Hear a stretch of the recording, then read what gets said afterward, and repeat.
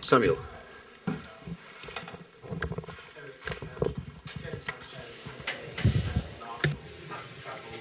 When do you expect those players to be back? Ahora. Who said you the first one? Jadon Sancho. Jadon Sancho. Yeah, Jadon was ill, and Anthony Martial still is in the recovery, in the rehab, has to finish that. He did train this morning, so we're going in the right direction. Questions, Casemiro, if I may. Since you came back to start for the team in Nicosia, the team have not lost any of their games. They're 8 games unbeaten. How have you improved the team?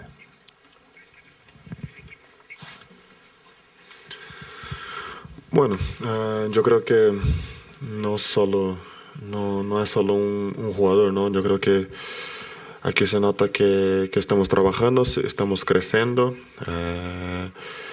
Quizá puedo aportar algunas cosas, pero es imposible que un jugador cambie la dinámica tanto así. Yo creo que la clave es el equipo, junto con la comisión técnica, junto con los jugadores, y bueno, lo más importante es que estamos creciendo, estamos ganando forma de un equipo muy sólido.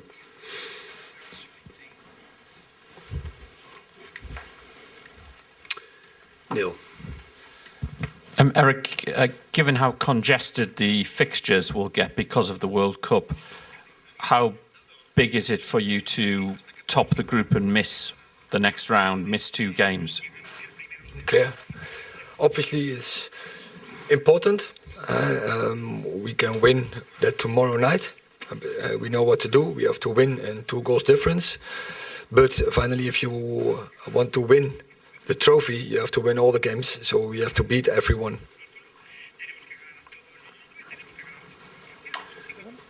Paul? Thank you. A question for Casemiro, please.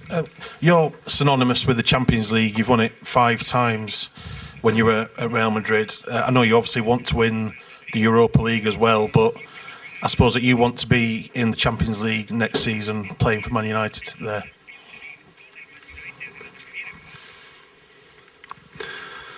Bueno, yo creo que la clave son mis valores.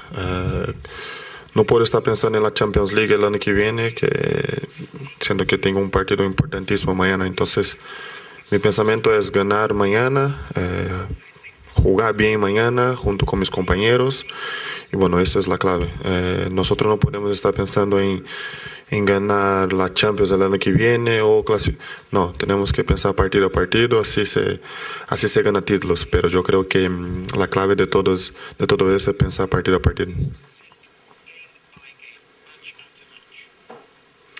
We have one over there.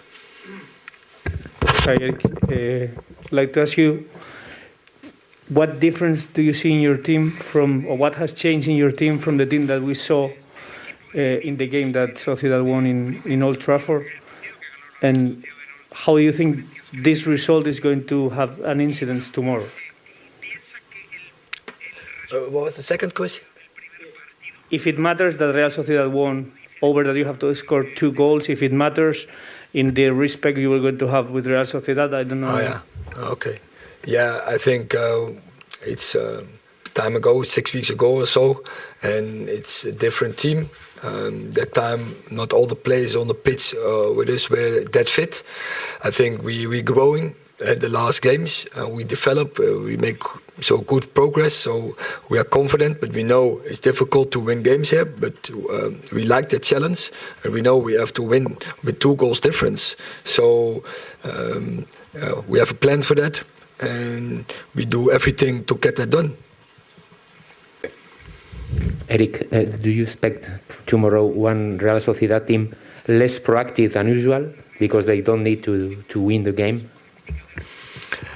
I think their coach is he likes proactive football. Their coach is the philosophy, and I like that they want to play. So, and I think he will stick to that. But we have to read. If he has a different approach, we will adapt as well. But we know what to do. One at the back there. Hi, Erik. Are these the sorts of games that you will learn most about your team, how far they have come since you took over as manager, in terms of it's sort of been a knockout game in many respects? You said you want to win trophies. It's how far you come. I think you don't speak in autumn about how far you come.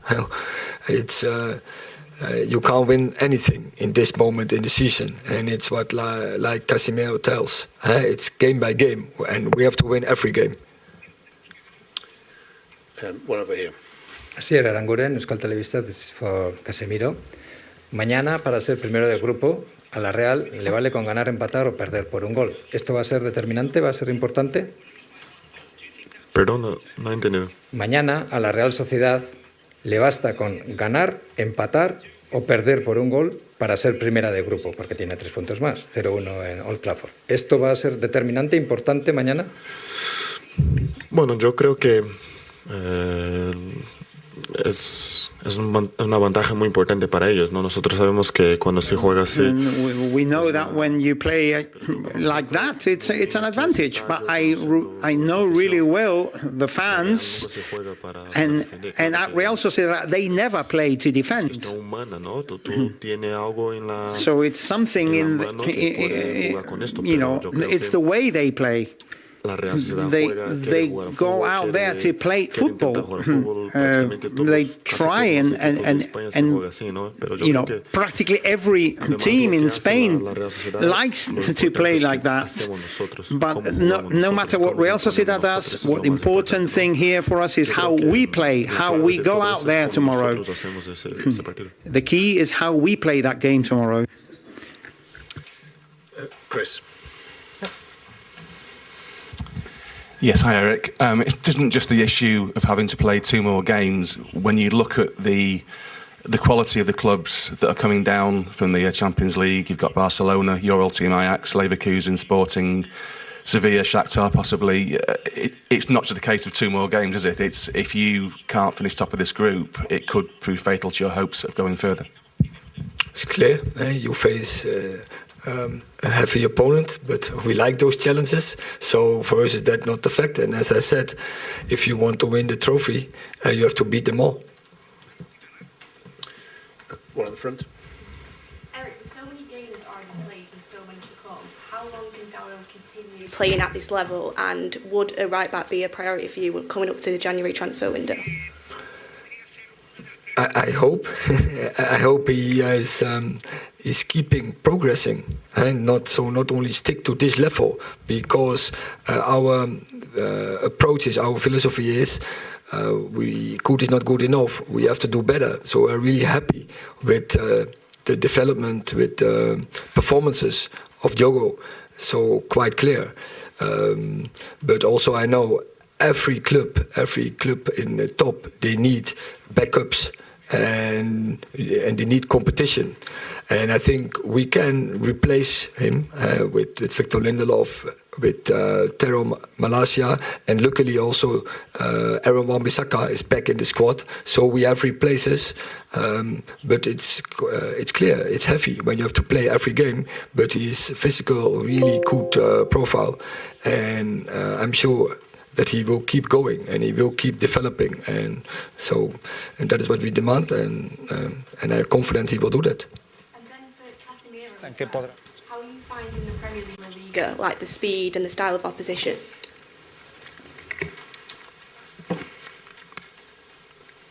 Pardon, no. To repeat the question, how are you please? finding the Premier League compared to La Liga, and like the speed and the style and the opposition?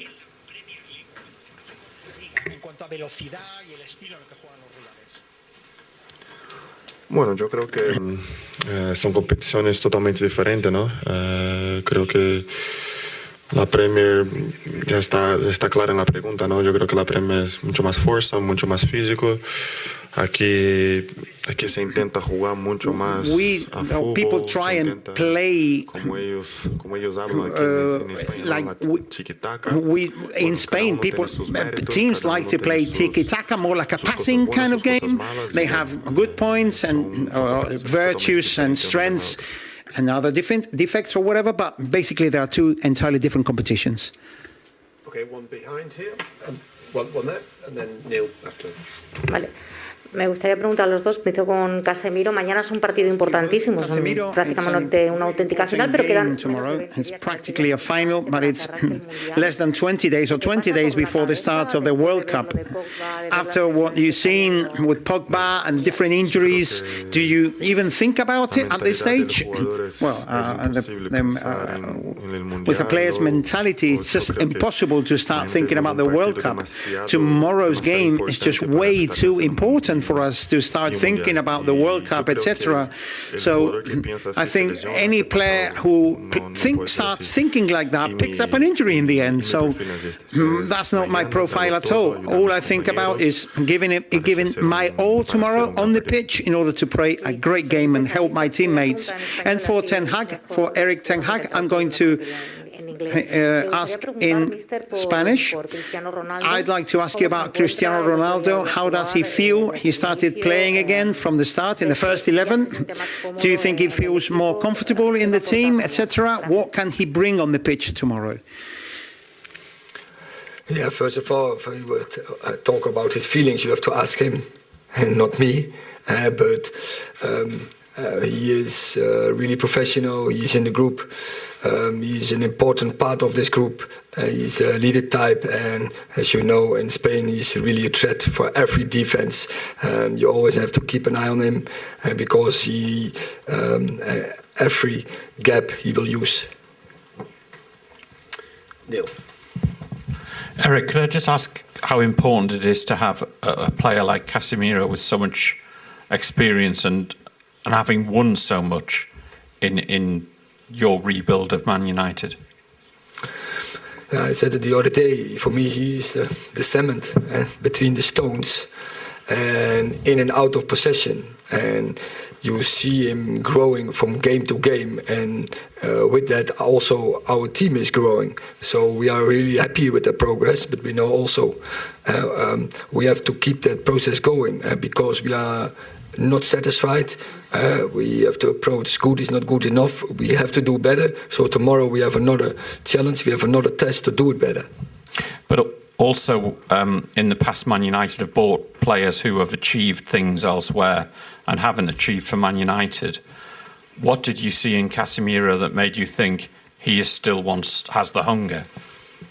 Yes, he told me when we had the first talk, he needs a new challenge, because in Real Madrid he won everything, and he was a big part of Real Madrid. Still, they don't want him to go, but he had a feeling, is what he told me, I have to go to another club, to another a league, to prove myself. And that shows his hungerness, and yeah, I really like that. And I think from the first day on, he's coming with that attitude to every training, to every match, and he proves it.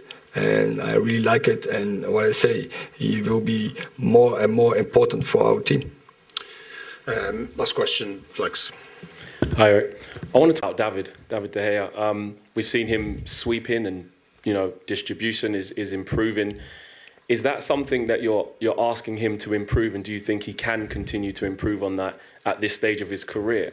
Or do you see it as a situation of he's fantastic, still making saves, match-winning saves, and you're not too fussed about how he is with his feet in the modern-day game? There's a lot of hysteria about keepers need to be able to play long passes, short passes, but what's the focus for you? Focus for me, main part from goalkeeper is always to clean sheet, protect his goal. That's the main part. But nowadays football, it's also important. You can do something with feet, and maybe I don't know. There was maybe in the past a different style for him.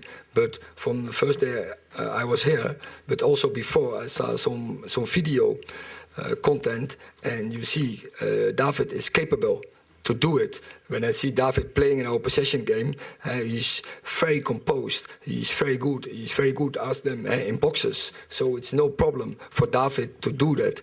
And I think also he proves it the last games that in that fact he will grow and grow. And the other part, what is the most important, keep doing that, keep progressing, and get more clean sheets. And to Casemiro, there's been so much asked of why Casemiro is so important to us. I wanted to ask Casemiro, you've played under top managers Ancelotti and Zinedine Zidane. How has it been working under Erik, and what do you think he can add to your game, even though you're so experienced and have achieved so much?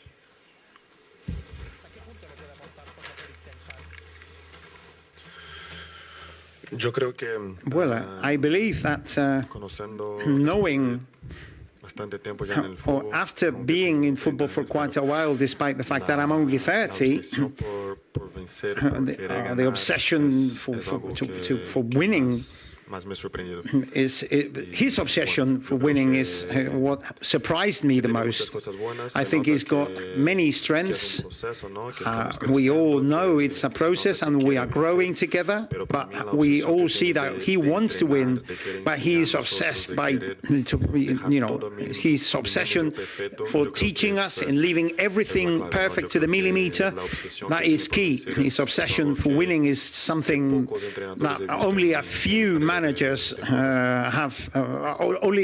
It's something I've only seen in very few managers. Okay, thank you very much.